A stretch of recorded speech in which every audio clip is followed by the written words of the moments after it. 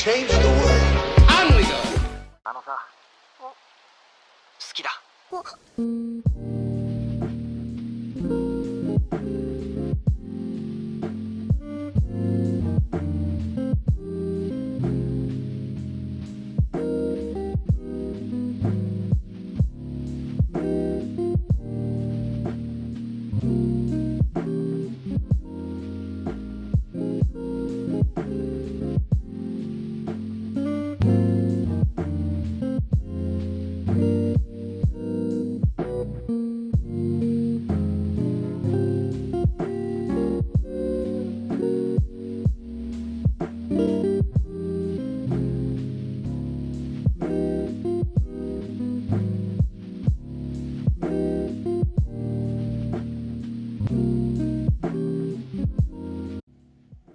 Hello! Welcome to a vlog.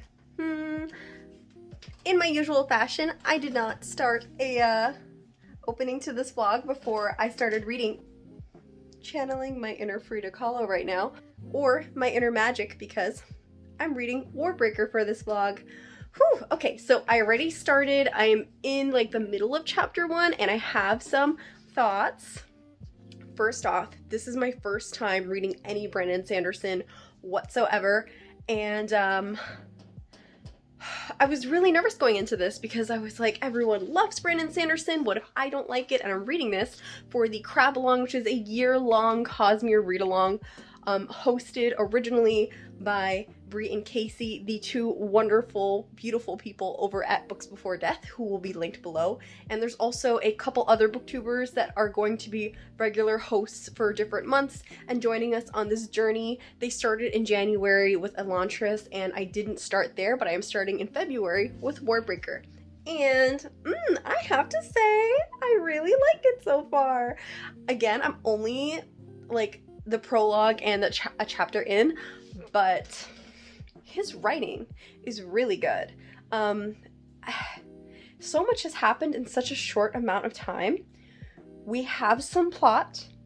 I like the magic system. I like that it's like the more colorful of an aura you are, or you have, the more magic that you wield. We have some internal conflicts with some characters. We have some characters that I like. We have some morally gray, actionable things happening, and I'm loving it. I'm loving it so far. So let's hope that it stays on that track. I'm hoping to finish this week, because also for February we are reading 2 novellas from the Cosmere, and those are Sixth of Dusk and Shadows of Silence and the Forest of Hell. I hope I say that correctly. That is like the dopest title ever. But I'm hoping to get to all of these in this vlog. So, book number 1.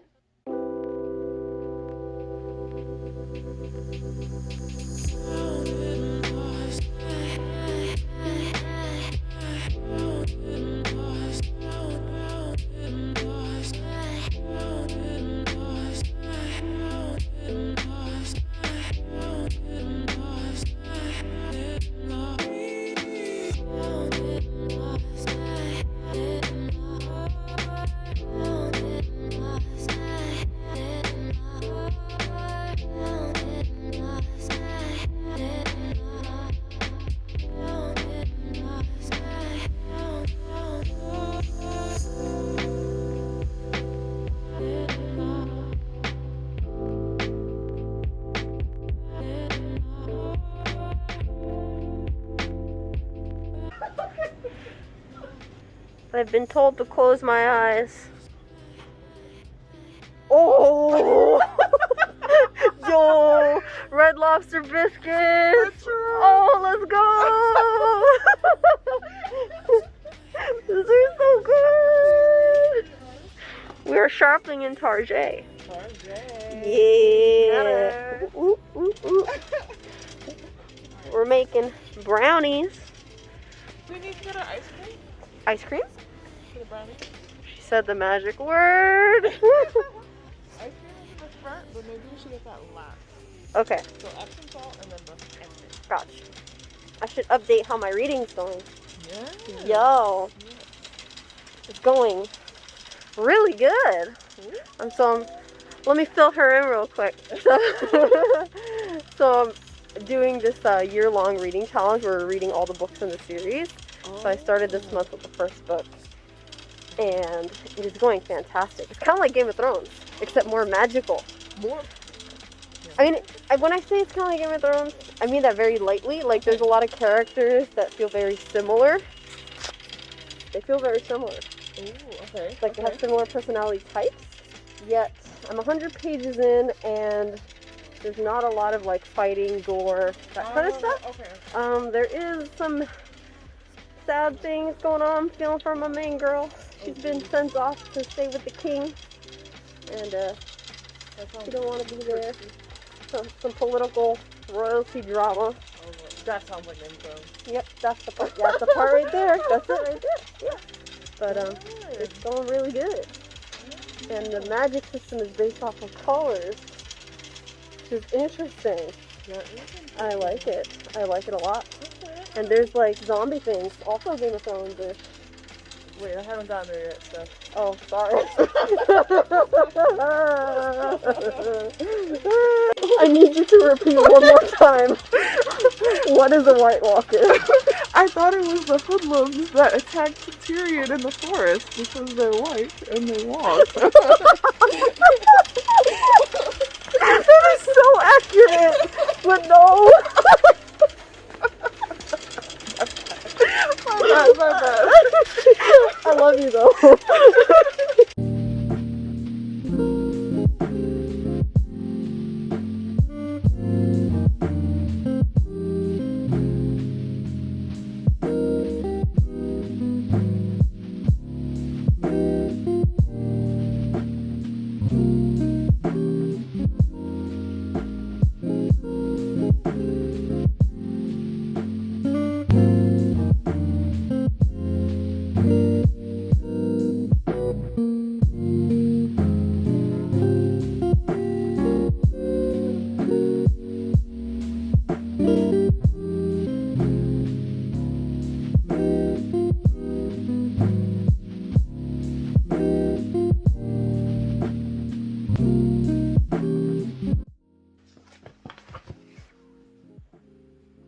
What's up, y'all? Update. So, probably should have updated earlier, but that's okay. So I am over halfway, I think, because I'm about 350 pages into Warbreaker, and I gotta say, it took about 200 pages for me to, like, really be into the story where I feel like I can't put it down. Which is a good thing, which probably means that if I have this can't put it down feeling, there's a chance it might become a 5-star read, but as of right now, it's sitting at about a 4. And I also went ahead and finished reading in one sitting the novella Shadows for Silence in the Forest of Hell. It was actually really good because whereas this is not currently getting as dark as I would like it to, the other one really did. I loved how dark and grim it was. It was the little bit of chaos and horrific gore that I needed, that I'm lacking. So this one is slightly reading as more of a YA story. I know that this is supposed to be adult fantasy, and it has some elements that bring it up to the adult level, and then some things will happen and it'll feel like it'll come back down to being at a YA level or a new adult level. So it's not as adult in theme as I would like it to be. I kind of want it to become... We're like 350 pages in and barely anybody has died yet, right? I think like one character has died. And that's not very high stakes to me.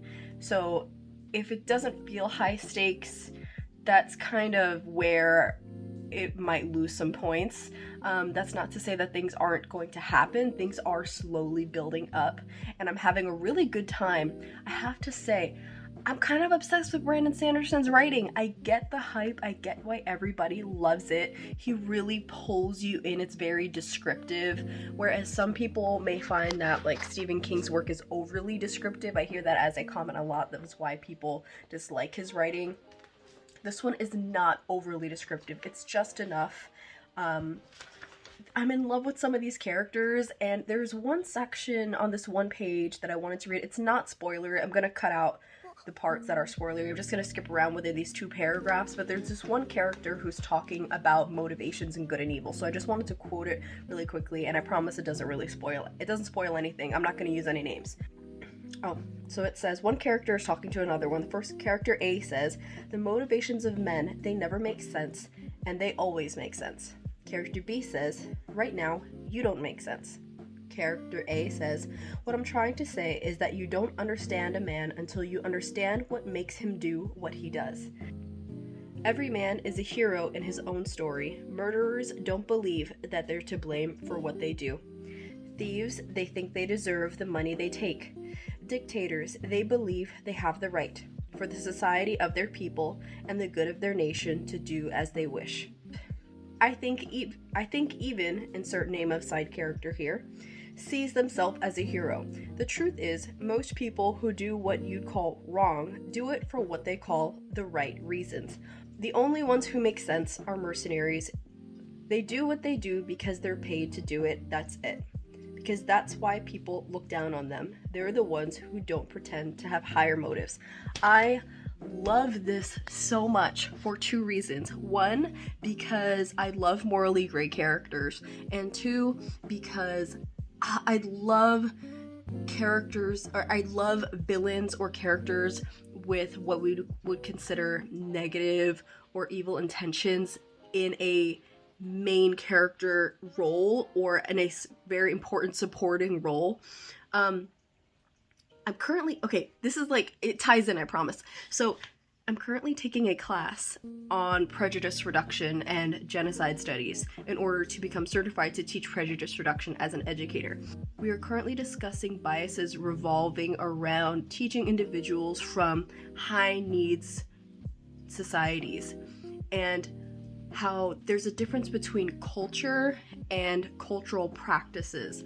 So a culture is a shared set of values within a group of people, but a cultural practice is the actions of an individual within a certain situation that is based off their cultural experience, but the action itself is not a reflection or an accurate reflection of the culture of the larger group. So basically saying that if someone decides to rob a store because they need money, simply because that individual is part of a larger group of individuals who are from a segment of society which revolves around poverty or being under the poverty threshold, that individual's actions is not representative of the cultural values of all individuals who are within that poverty threshold. That is just a situation in which they made a decision based on their cultural experiences that there are limited ways in order to get above that threshold.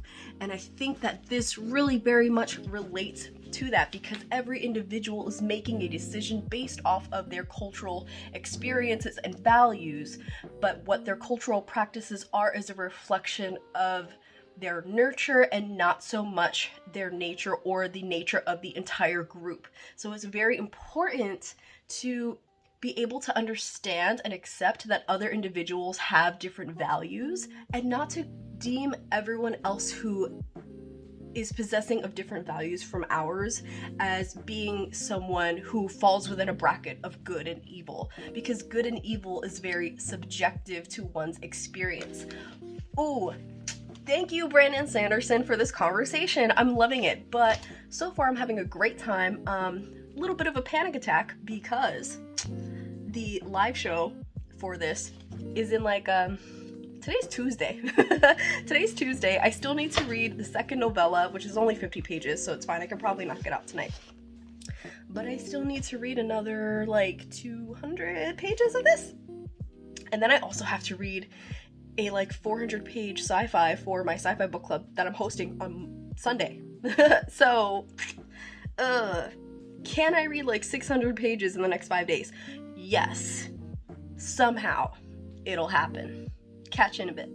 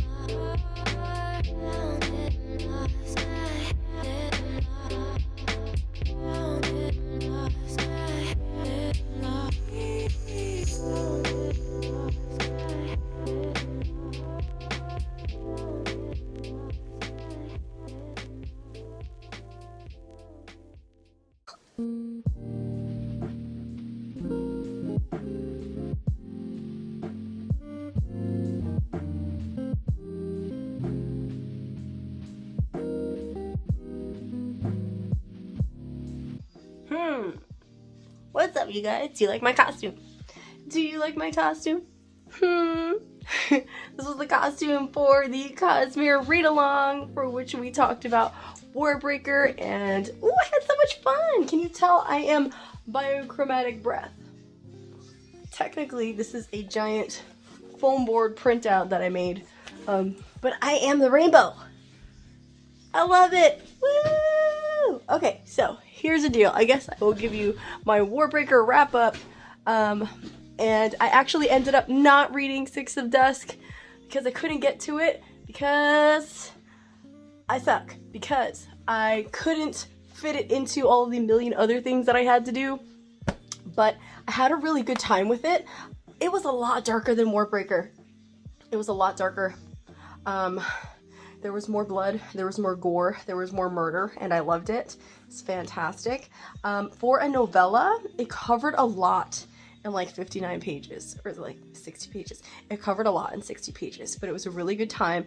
So I would suggest, if you want a taste of Brandon Sanderson's writing, which is really good, and I highly suggest. I was a little apprehensive going into this. My biggest fear was, what if I just don't like Brandon Sanderson's writing? But I love it. It's great. I'm enjoying everything that I read by him, even if I don't give it 5 stars. But I ended up giving Shadows for Silence and the Forest of Hell 5 stars. No, not 5 stars. 4 stars. And I ended up giving Warbreaker 4 stars. It was a really good time. I liked Lightsong, who was one of the gods. I liked this challenging different theologies. We had a great character arc. Even though I'm not the biggest fan of Vivenna, I understand why she exists. And I really liked the plot twists. The plot twists were great. It was like, what solidified that this wasn't going to be a 5-star for me was the very last chapter, because it seemed like we were at the climax, and I was like, okay, we are only a couple pages away from the ending. How is all of this going to wrap up? And it wrapped up so abruptly. Now I understand that there is going to be a book 2, hopefully coming out in the near future. I think he said somewhere, someone said that he said somewhere that within the next 2 or 3 years we should have a Warbreaker 2, I think. So keep an eye out for that. So I can understand why it wasn't open-ended, it could be read as a standalone, but I'm more accepting of the fact that it was very rushed at the end because there's a book 2. There's supposed to be a book 2. But had there not been a book 2, I would have been like, I don't like it. So as a standalone, I would give it like a 3.5, but as part of a duology, I'd give it a 4. It was really good. I did get my gore. I did get my adult-themed content, so it stopped reading as a YA and did become very adult towards the later second half of the book, which was great. People and characters were dropping left and right, and I was like, yes, this is the chaos that I need. I loved it, but it was just the way that things were wrapped up very abruptly, and certain character choices that were a little bit anticlimactic for me. But overall, I would say it was a really good time. So if anyone is looking to jump into their first Brandon Sanderson, Warbreaker is the place to go. Alright guys, I hope that you like this vlog. Like I said, I didn't get to read Six of Dusk, but I did finish Shadows for Silence in the Forest of Hell. That is still an epic name. I love that name. Covers are great too. But hopefully I can get to Six of Dusk in the future. I just didn't make it in time for the live show. We didn't get to really talk about the novellas in the live show, so if you would like to know more about them, please feel free to join the Discord, which I will leave in the link below. But if you want to join us for more Cosmere reads, you definitely got to join the Crab Along that is hosted by Casey and Bree. And I will leave everyone's link along with the live show link in the description. But it was a really good time, and next month we're going to be reading Mistborn. I haven't decided if I'm going to vlog that yet, but this was a very colorful, artsy vlog. So yeah, I loved it. Alright guys, catch you later. What's it making, Mr. Wonka? Mr. Wonka worked the factory. And you're one